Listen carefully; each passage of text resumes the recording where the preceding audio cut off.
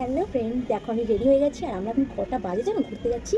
এই দেখো, দেখতে পাচ্ছ টাইমিংটা নিশ্চয়ই। এখন বাজে হচ্ছে 12টা বাজে 5 মিনিট বাকি। আর রাতের আমাদের ডিনার হয়ে গেছে, ডিনার করেই প্রায় বেরোচ্ছি। আর রাত্রির 12টার সময় আমরা হোল নাইট ঠাকুর দেখবো। তো কী ঠাকুর দেখবো সবটাই তোমাদেরকে দেখাবো।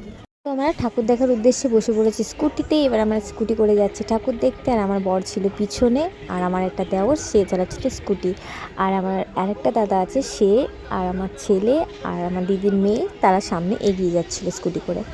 আর আমার বর চালায়নি স্কুটি। কেন? আমার বর প্রচণ্ড রাফ চালায় গাড়ি, মানে খুব জোরে চালায়। তার জন্য আমি ওকে বললাম যে তুমি চালাও। আর এবার হাঁটতে হাঁটতে আমরা ঠাকুর দেখতে বেরিয়ে পড়েছি। এক জায়গায় রেখেছিলাম অবশ্য স্কুটিটা পার্কিং করে। আর এখানে দেখো মানে যেতে গিয়েই দেখলাম একটা প্যান্ডেল রয়েছে, বেশ সুন্দর প্যান্ডেলটা করেছিল। তো ওটারও কিছু ক্লিপ নিয়ে নিলাম। আর এই দেখো শ্রীভূমির সামনে একদম চলে এসেছি আমরা।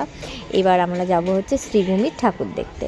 আর তখন প্রায় বাজে হচ্ছে 1:30 এরকম বাজে, 1টা 1:30 বাজতে যায়। তো তখন অনেকটাই ভিড় ছিল, কিন্তু এই না যে রাত্রির 1টা 1:30 বলে একদম ভিড় ছিল না, প্রচণ্ড মাত্রা ভিড় ছিল, তোমরা দেখতেই পাবে। আর দেখো, খুব ভিড় ছিল আর খুব মজা করেছি ভীষণ।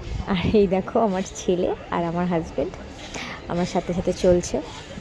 বেশ মানে ভিড় ছিল, কিন্তু বেশ মজা করে আমরা ঠাকুরটা দেখতে পেরেছি, কোনো অসুবিধা হয়নি। একদম শ্রীভূমির সামনে, একদম প্যান্ডেলের সামনে আমরা চলে এসেছি। আর দেখতেই পাচ্ছ ভিড়, ভালোই ভিড় আছে, একদম না সেরকম না, ভালোই ভিড় আছে। মানে ওই টাইমে এরকম ভিড় মানে অনেকটা। আর এই দেখো আমরা শ্রীভূমির প্যান্ডেলের সামনে চলে এসেছি। আর শ্রীভূমির ঠাকুরটা ভীষণ সুন্দর হয়েছে, দারুণ একটা, ভীষণই সুন্দর। আর প্যান্ডেলটা দেখতেই পাচ্ছ তোমরা কমেন্টে জানিয়ে যে তোমাদের প্যান্ডেলটা কেমন লাগলো। এবার আমরা দেখতে পাচ্ছি কতটা ভিড়। এই দেখো প্যান্ডেলটার ক্লিপ, ফটো। আর এটা হচ্ছে ভেতরের ঠাকুরের। তারপরে আমরা বেরিয়ে আমরা আইসক্রিম খেয়েছি।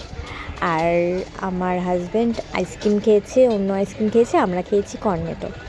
তারপরে আইসক্রিমও খেয়েছিলাম। আর পাপড়ি চাট বলছিলাম, আমি পাপড়ি চাট খাইনি, তো সেটা খেয়েছিল তো আমাদের সুপারভাইজার দাদা, আমার বরের সুপারভাইজার দাদা, আর আমার দিদির মেয়েটা খেয়েছিল। তারপরে এবার আমরা খাওয়া দাওয়া করে নিয়েছি এখানে।